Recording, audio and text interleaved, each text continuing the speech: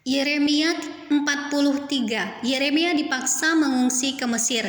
Ketika Yeremia selesai mengatakan kepada seluruh rakyat segala firman Tuhan Allah mereka yang disuruh Tuhan Allah mereka disampaikannya kepada mereka, yaitu segala firman yang tersebut di atas, maka berkatalah Azaria bin Hosaya dan Yohanan bin Kareah serta semua orang congkak itu kepada Yeremia, "Engkau berkata bohong. Tuhan Allah kita tidak mengutus engkau untuk berkata, janganlah pergi ke Mesir untuk tinggal sebagai orang asing di sana.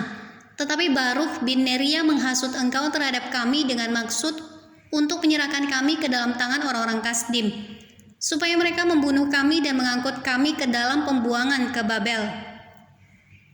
Demikianlah Yohanan bin Kareah dan semua perwira, tentara serta seluruh rakyat tidak mau mendengarkan suara Tuhan untuk tinggal di tanah Yehuda.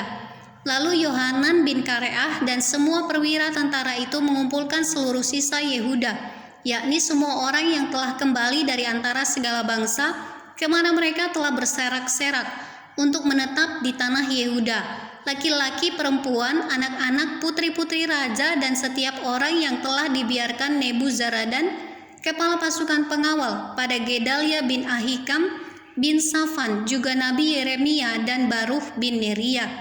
Lalu mereka pergi ke tanah Mesir sebab mereka tidak mau mendengarkan suara Tuhan.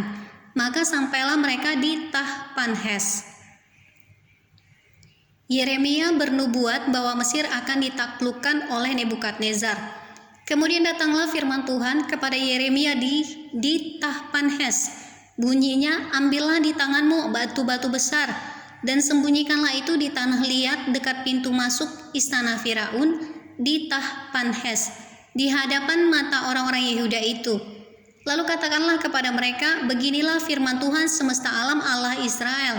Sesungguhnya aku mengutus orang untuk menjemput Nebukadnezar, Raja Babel hambaku itu, supaya ia mendirikan tahtanya di atas batu-batu yang telah kusuruh sembunyikan ini, dan membentangkan permadani kebesarannya di atasnya. Dan apabila ia datang, ia akan memukul tanah Mesir. Yang kemaut, kemautlah, yang ketawanan, ketawananlah, yang kepedang, kepedanglah. Ia akan menyalakan api di kuil-kuil para allah Mesir, dan akan membakar atau mengangkutnya sebagai tawanan. Dan ia akan membersihkan tanah Mesir dan dari kutu-kutu, seperti seorang gembala membersihkan pakaiannya dari kutu-kutu. Kemudian ia akan pergi dari sana tanpa gangguan. Ia akan memecahkan tugu-tugu berhala di Bet Shemesh yang ada di Mesir, dan akan menghanguskan kuil para allah Mesir itu dengan api.